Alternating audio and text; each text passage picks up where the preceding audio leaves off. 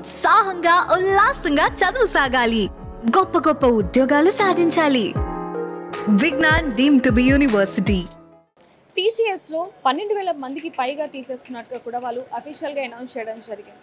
12,000 మంది సాఫ్ట్వేర్ ఎంప్లాయీస్ని తీసేయడానికి గల కారణం ఏంటి? నిజంగానే ఏఐయా లేకపోతే ఏ ఇతర కారణాలు ఏమన్నా ఉన్నాయా అనే కోణంలో దీనికి సంబంధించి ఎవరైతే ఇప్పుడు ఎంప్లాయీస్ ఎవరైతే బయటకు వచ్చేస్తున్న వాళ్ళు ఉన్నారో వాళ్ళు దీనికి సంబంధించి మాట్లాడలేని పరిస్థితుల్లో ఉన్నారని చెప్పొచ్చు. మరి నిజంగానే 12,000 మంది ఎంప్లాయీస్ని తీసేయడానికి గల కారణం ఏంటనే విషయాలకు సంబంధించి ఇప్పుడు మనతో పాటు cyber crime expert Vijay Ghosh గారు మనతో పాటు ఉన్నారు. ఆయనతో మాట్లాడి మరిన్ని వివరాలు తెలుసుకుందాం. నమస్తే సార్. నమస్తే సార్.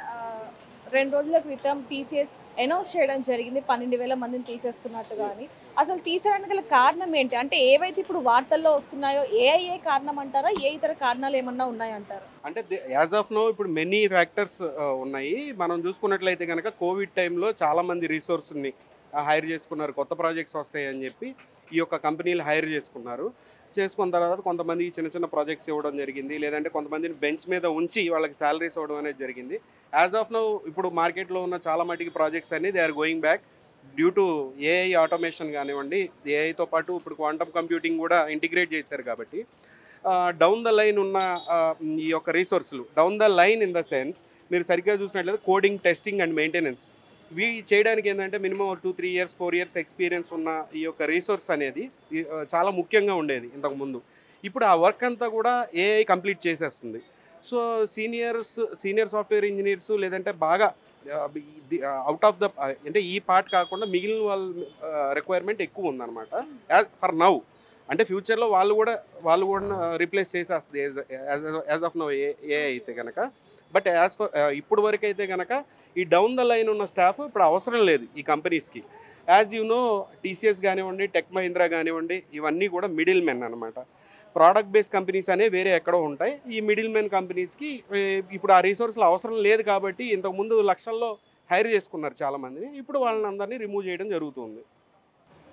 అంటే సార్ మామూలుగా ఏఐ అనేది ఏ సాఫ్ట్వేర్ సెక్టార్ వారికి ఎక్కువగా ఇబ్బంది కలుగుతుంది అంటారు? ఏ సెక్టార్ వాళ్ళని తీసేయాల్సి వస్తుంది? ఇప్పుడు ఏఐ అనేది అన్ని సెక్టర్స్లో ఇప్పుడు ఆటోమేషన్ అనేది స్టార్ట్ చేశారు మేడం. నాట్ ఓన్లీ ఒక సాఫ్ట్వేర్ ఇంజనీర్ అనే కాదు, బేసిక్గా మనం బీపీఓస్లో తీసుకుంటే చాట్ బాట్స్ పెట్టేశారు. ఇంతకుముందు మనం చాట్ చేసినట్లయితే అవతల ఒక వ్యక్తి ఉండి కస్టమర్ సర్వీస్ ఇచ్చేవాళ్ళు, వాళ్ళు చాట్ చేసేవాళ్ళు. ఇప్పుడు అదంతా కూడా ఏఐ కంప్లీట్ చేస్తుంది. సో ఈ కాల్ సెంటర్స్ కానివ్వండి, ఫైనాన్స్ సిస్టమ్స్ యూజ్ చేసే ఈ చాట్స్ కానివ్వండి అన్నీ ఆటోమేట్ అయ్యాయి. రెండోది చూస్తే బ్యాంకింగ్ అండ్ ఫైనాన్స్, దీనిలో వచ్చేసి డేటా ఎంట్రీ కానివ్వండి, ఫ్రాడ్ డిటెక్షన్ అంతా కూడా మాన్యువల్గా లేదంటే కనుక ఈ యొక్క ఇంజనీర్స్ చూసేవాళ్ళు. ఫర్ నౌ అది కూడా ఆటోమేషన్ అయింది కాబట్టి ఇప్పుడు ఏఐ ఆ టాస్క్ని కంప్లీట్ చేస్తుంది. సో బ్యాంకింగ్ సెక్టర్ మీద కూడా ఈ ఎఫెక్ట్ అనేది ఉంటుంది. మూడోది చూస్తే రీటైల్ అండ్ ఈ కామర్స్, దీనిలో చూసినా కూడా పర్సనల్ మార్కెటింగ్, కస్టమర్ సర్వీసు ఇవన్నీ కూడా మళ్ళీ ఏఐ రీప్లేస్ చేసింది. మళ్ళీ అక్కడ కూడా ఈ ప్రాబ్లం ఉండొచ్చు.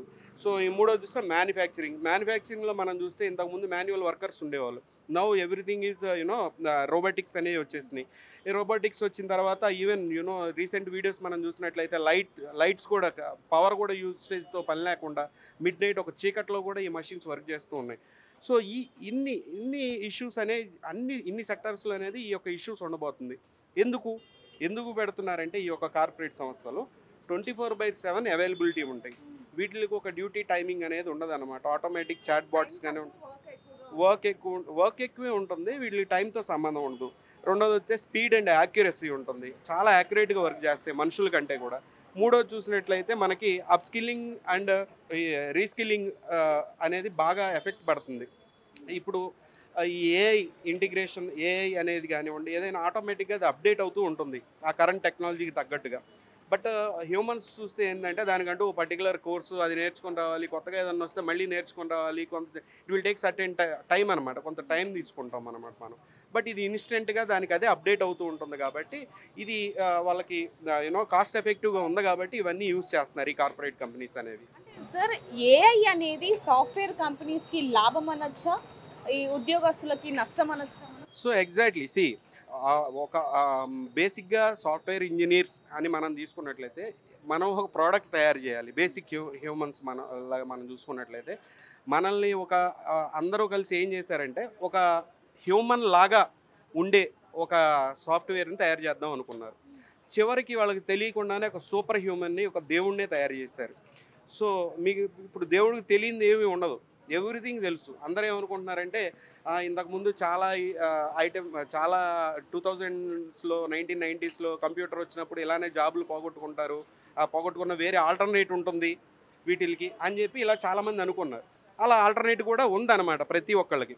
బట్ ఇప్పుడు ఏం చేశారు, మన ఒక ప్రోడక్ట్ తయారు చేయడం వేరు, ఒక మెషిన్ ఉంది, ఒక రిక్షా ప్లేస్లో ఒక ఆటో వచ్చింది, ఒక క్యాబ్ వచ్చింది, దాన్ని తయారు చేయడం వేరు. డైరెక్ట్గా ఒక హ్యూమన్నే, ఒక సూపర్ హ్యూమన్నే తయారు చేశారు. It is AI. W W dot అంటే వరల్డ్ వైడ్ వెబ్. ఇప్పుడు ఏంటంటే the world wide work space అనమాట. ఈ ఏఐ ఎక్కడ నేర్చుకుంటుంది, వరల్డ్ వైడ్ వర్క్ స్పేస్లో.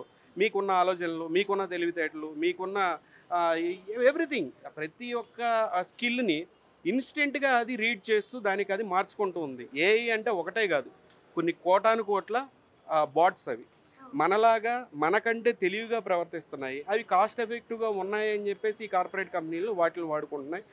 ఇంతకు ముందాక ఇప్పుడు ఉన్న మ్యాన్ పవర్ మొత్తాన్ని రిమూవ్ చేస్తూ అంతా ఆటోమేట్ చేస్తూ ఉన్నాయి. సార్ అంటే గతంలో కూడా ఒకసారి సాఫ్ట్వేర్ ఎంప్లాయీస్కి తీసేసిన పరిస్థితి కనిపించింది కొన్ని కంపెనీస్లో అని చెప్పొచ్చు. దాంతో పోలిస్తే ఇది పెద్ద అంటే అధిక మొత్తంలోనే ఎంప్లాయీస్ని తీసేస్తున్నప్పటికీ మరి వాళ్ళ పరిస్థితి ఏంటంటారు ఇప్పుడు? పరిస్థితి అంటే మేడం, నేను ఫస్ట్ మనం మాట్లాడుకోవాల్సింది ఏంటంటే ఇంకా అది పూర్తిగా తీయడం స్టార్ట్ అవ్వలేదు. ఇప్పుడు జస్ట్ స్టార్టింగ్ స్టేజ్లో ఉంది ఏది మ్యాన్ పవర్ రిసోర్స్లను రిమూవ్ చేయడం అనేది. ఇంకా ఫ్యూచర్లో lakhs of people, thousands and lakhs of పీపుల్ని తీసేస్తూ ఉంటారనమాట కంపెనీస్ పూర్తిగా ఆటోమేషన్ అయ్యేసరికి. నెక్స్ట్ 5 yearsకి ఎవరు ఉండరు, పూర్తిగా ఆటోమేషనే నడుస్తూ ఉంటుంది. ఎందుకు అని అంటే మెయిన్గా మనం చూసినట్లయితే ఇంకా ఉన్న ఈ సెక్టార్స్ అని అంటున్నారు, అంతే సైబర్ సెక్యూరిటీ కానివ్వండి, ఈ ప్రోడక్ట్ డిజైన్ కానీ, యూఎక్స్ కానివ్వండి, digital marketing, AI ethics, policies, robotic maintenance, ఆ మెయింటెనెన్స్కి ఈ సెక్టార్లు మనం చూసినట్లయితే ప్యూర్ స్లేవరీయే ఉంటుంది. ఒక బీటెక్ చదివిన వ్యక్తి కూడా ఫ్యూచర్లో is going to be a worker. అంటే ఈ యొక్క ఏఐ ఆటోమేషన్ టాప్ లెవెల్లో ఏసీ రూముల్లో ఇంతకుముందు మనం వర్క్ చేసిన ప్లేస్లో ఈ యొక్క రోబోటిక్స్ కానివ్వండి, ఈ యొక్క ఏఐ కానివ్వండి, quantum computing, using quantum computing అవి వర్క్ చేస్తూ ఉంటాయి. వీటి మెయింటెనెన్స్కి మనం ఉంటాము అని అంటే ఏంటంటే ప్యూర్ స్లేవరీయే ఉంటుంది ఫ్యూచర్లో. సో మనం కూడా చూడాల్సింది ఏంటంటే, మనం రీసెంట్గా ఇంజనీరింగ్ కాలేజెస్ మీరంటుంది ఏంటి ఇప్పుడున్న ఎంప్లాయీస్కి ఏమవుతుంది అని. రేపు మళ్ళీ నెక్స్ట్ కమింగ్ సమ్మర్లో మళ్ళీ కొత్త బ్యాచ్ ఇంజనీరింగ్ స్టూడెంట్స్ మళ్ళీ మార్కెట్లోకి వస్తారు. ఎవ్రీ ఇయర్ వస్తూనే ఉంటారు. ఈ రోజుల్లో ఇంజనీరింగ్ కాలేజెస్ పౌల్ట్రీ ఫార్మ్స్ లాగా తయారైనాయి అనమాట. 40 రోజుల్లో కోడిని రెడీ చేసినట్టు 4 ఏళ్లలో ఒక ఇంజనీరింగ్ స్టూడెంట్ రెడీ చేసి పంపుతూ ఉన్నారు. కరికులం కూడా మనం చూసినట్లయితే ఇంటర్నేషనల్ మార్కెట్తో మనం పోల్చుకుంటే కనుక చాలా పూర్ కరికులం అనమాట. ఎన్ని ఇంజనీరింగ్ కాలేజెస్ ఎన్ని చోట్ల పుట్టగొడుగుల్లో పుట్టుకొచ్చాయి, లక్షల్లో కోట్లలో ఛార్జ్ చేస్తున్నారే తప్పితే వచ్చిన ఇంజనీరింగ్ స్టూడెంట్స్ గోల్స్ కూడా ఎలా ఉంటున్నాయి అంటే, ఒక 4 years ఇంజనీరింగ్ స్టూడెంట్ చేస్తున్నాడు అంటే వాడి గోల్ ఎలా ఉంటుందంటే టెక్ఎంలో జాబ్ వస్తే బాగుండు, టీసీఎస్లో జాబ్ వస్తే బాగుండు అనే ఒక గోల్ పెట్టుకుంటున్నారే తప్పితే ప్రోడక్ట్ బేస్డ్ కంపెనీస్కి ఎవరు వెళ్ళట్లేదు. సర్వీస్ బేస్డ్ కంపెనీస్ అన్నీ ఇంతే ఉంటాయి. ప్రోడక్ట్ బేస్డ్ కంపెనీస్లో జాయిన్ అయినప్పుడు ఏంటంటే ఎంతో కొంత జాబ్ సెక్యూరిటీ ఉంటుంది. అవి ఆటోమేషన్ చేసినా వాళ్ళు ఎంతో కొంత జాబ్ సెక్యూరిటీ ఉండిద్ది కొన్ని రోజుల వరకు. బట్ ఫ్యూచర్ ఆలోచించాలి. నెక్స్ట్ 5 years తర్వాత ఫ్యూచర్ని ఎలా అంటే పూర్తిగా ఇంటిగ్రేట్ అయిపోయింది అంటే, ఏఐగా యూజింగ్ క్వాంటమ్ కంప్యూటింగ్ పూర్తిగా ఇంటిగ్రేట్ అయిందంటే మనం కొత్త టెక్నాలజీతో బయటికి రావాలి, కొత్త ఇనిషియేటివ్స్ తీసుకోవాలి. ఇప్పుడున్న ఇంజనీరింగ్ కాలేజెస్ కూడా మనకి ఇప్పుడు యూఎస్ చూసినట్టయితే H1B టైప్ ఆఫ్ పెట్టుకొని వేరే కంట్రీస్ నుంచి ఇంటలెక్చువల్స్ని మనం తెచ్చుకోవాలి. ఆల్రెడీ ఇంజనీరింగ్ కంప్లీట్ చేసిన వాళ్ళు ఎవరైనా సరే ఇప్పుడు యూఎస్ వెళ్తున్నారు, కెనడా వెళ్తున్నారు, అది ఆపి జర్మనీ లాంటి కంట్రీస్ వెళ్ళి ఇంకా అడ్వాన్స్డ్గా అయ్యి ఏదైనా న్యూ టెక్నాలజీ, న్యూ ఇన్నోవేషన్స్ చేయాలి తప్పితే దీన్నే నమ్ముకొని కూర్చుంటే కనుక ఫ్యూచర్ జాబ్స్ అనేది వీటిల్లో మనం చూడటం అనేది చాలా తప్పు అవుతుంది అనేది నా అభిప్రాయం. అంటే సార్ మనం మామూలుగా చూడొచ్చు సాఫ్ట్వేర్ జాబ్స్ అంటే ఒకప్పుడు చాలా పెద్ద జాబ్స్, వాటికంటే ఇంకేం లేదు అనుకునే వాళ్ళం. అయితే ఇప్పుడు సాఫ్ట్వేర్ జాబ్ అంటే అసలు అంటే నమ్మకం లేని జాబ్, ఎప్పుడు ఉంటామో ఎప్పుడు తీసేస్తారో తెలియని జాబ్ అంటూ ఉంటాం. అయితే ఇప్పుడు ప్రస్తుతానికి సాఫ్ట్వేర్ జాబ్ వాళ్ళు ఎవరైతే ఉన్నారో లోన్ తీసుకొని కార్ తీసుకున్న వాళ్ళు, ఫ్లాట్ తీసుకున్న వాళ్ళు, మరి ఇప్పుడు ఎలా వాళ్ళ పరిస్థితి ఏంటంటారు? మామూలుగా చూసుకుంటే అంటే అధిక మొత్తంలో అంటే 12,000 మందిని తీసేయడం అనేది నాట్ ఏ ఈజీ అని చెప్పొచ్చు. మరి వాళ్ళ భవిష్యత్తు కానీ లేకపోతే మళ్ళీ ఇప్పుడు ఇందాక మీరు అన్నట్టుగా ఎవరైతే ఇప్పుడు మళ్ళీ సాఫ్ట్వేర్ ఇంజనీర్స్ ఎవరైతే వస్తారో వాళ్ళ భవిష్యత్తు మీరు చెప్పినట్టుగానే ఉంటుంది. కానీ ఇప్పుడు వీళ్ళ పరిస్థితి ఏంటంటారు? ముఖ్యంగా వీళ్ళ పరిస్థితి నేను చెప్తున్నా కదా మేడం, ఇప్పుడు తీసేస్తున్న రిసోర్స్లు అంతా కూడా ఇప్పుడున్న ఎంప్లాయీస్ అందరూ కూడా డౌన్ ద లైన్ ఉన్న వాళ్ళే ఎక్కువ ఉంటారు. వాళ్ళకి అవసరమైన వాళ్ళని కొంతమంది ఉంచుకున్నారు, ఇంకా కూడా ల్యాక్స్లో తీసేయలేదు. ఇప్పుడు ఏదో 12,000 పీపుల్ని తీసేశారు. వాళ్ళు ఇంతకుముందు నేను చెప్పినట్లుగా ఏంటంటే 12,000 మందిని హైర్ చేసుకున్నారు. ఏది లక్షల్లో హైర్ చేసుకున్నారు ఎప్పుడు కోవిడ్ టైంలో. ఇప్పుడు వాళ్ళకి ప్రాజెక్ట్స్ లేనప్పుడు ఏంటంటే వేలలో స్లోగా తీసేస్తూ ఉన్నారు. తీసేస్తున్న వాళ్ళందరూ కూడా కోడింగ్ కానివ్వండి, మెయింటెనెన్స్లో ఉన్న చిన్న చిన్న వర్క్స్ చేసే వాళ్ళందరినీ తీసేస్తున్నారు. ఎందుకు? ఏఐ ఆ వర్క్ చేస్తుంది కాబట్టి. ఏఐ నెక్స్ట్ 1 or 2 ఇయర్స్లో మిగిలిన ఈ ప్రొఫెషనల్ జాబ్ కూడా చేయబోతుంది నెక్స్ట్ 2 ఇయర్స్లో. అప్పుడు మిగిలిన వాళ్ళని కూడా తీసేస్తారు అని అంటున్నారు. ఇది ఇలా కంటిన్యూ అవుతూనే ఉంటుంది. దీనిలో ఎటువంటి రిఫార్మ్ అంటే కొత్తగా ఏమి మళ్ళీ జాబ్ జనరేషన్ అనేది ఏమీ ఉండదు. బట్ ఆల్టర్నేట్స్ చూడాలి అని అంటే కనుక there is much more subject about that.